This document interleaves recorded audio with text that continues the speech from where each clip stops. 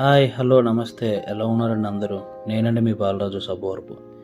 ఈ యొక్క వేసవి కాలంలో అయితే నేను మా ఫ్రెండ్స్ కలిసి మా గ్రామానికి దగ్గరలో ఉన్న ఒక నదిలో అయితే ఈత కొట్టడం జరిగింది. చాలా బాగా ఎంజాయ్ చేసామండి. అసలు నిజంగా ఈ యొక్క పల్లెటూరులో ఒక నొయ్యి ఉండి చుట్టూ చెట్లు, ఆ చెట్ల మధ్యలో నొయ్యిలో ఈత కొడుతూ ఉంటే ఆ యొక్క అనుభూతి వేరు. నేనైతే హైదరాబాద్ నుంచి వచ్చాను, మా ఫ్రెండ్స్ కూడా అలానే వచ్చారు. అలా వచ్చిన తర్వాత అందరూ ఈతకి వెళ్దామంటే అందరూ ఈతకైతే వచ్చాము. సో మేము ఈ నుయ్యి అయితే ఆల్మోస్ట్ మా గ్రామానికి 1.5 కిలోమీటర్న్నర దూరంలో అయితే ఉంటుందండి. ఇది చాలా పురాతన కాలమైన నుయ్య.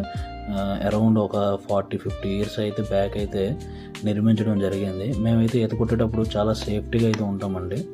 ఎందుకంటే ఎప్పుడు ఏం జరుగుతుందో తెలియదు కదా. అందులోని నుయ్య కూడా చాలా లోతైన నుయ్య. అందుకోసం అని చెప్పి మేము సైకిల్ ట్యూబ్స్, బైక్ ట్యూబ్స్ అవన్నీ తెచ్చుకొని సేఫ్టీగా పెట్టుకుంటాం.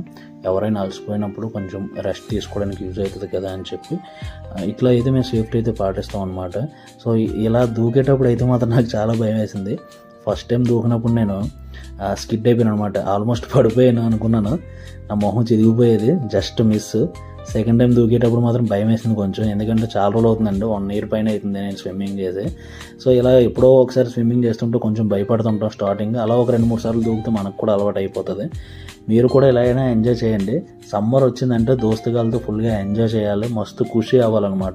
సో ప్రతి ఒక్కరు కూడా మీకు మీ విలేజ్లో, మీ పల్లెటూరులో ఖచ్చితంగా ఇలాంటి నుయ్యి ఉంటే మీరు ఎంజాయ్ చేయండి. ఒకవేళ మీరు సిటీలో కానీ ఉంటే మీ యొక్క పల్లెటూరు స్నేహితుడిని తీసుకెళ్ళమని అడగండి. చూసారా మా ఫ్రెండ్స్ ఎంత ఘోరంగా దూకుతున్నారు. అసలుకి దూకడం బయటికి రావడం, దూకడం బయటికి రావడం ఇలానే చేస్తుంటారు. అసలు నిజంగా అసలు చాలా ఎంజాయ్ చేస్తూ ఉంటాను అనమాట.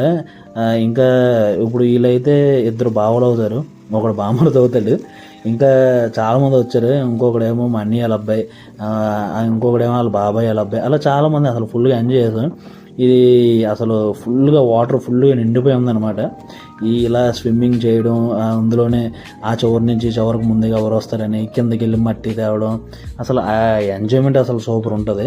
సో నా యొక్క వీడియోస్ అన్నీ మీరు చూస్తూ నన్ను ఇంత ఆదరిస్తున్నందుకు నిజంగా మీ అందరికీ ప్రత్యేక ధన్యవాదాలు తెలుపుకుంటున్నాను.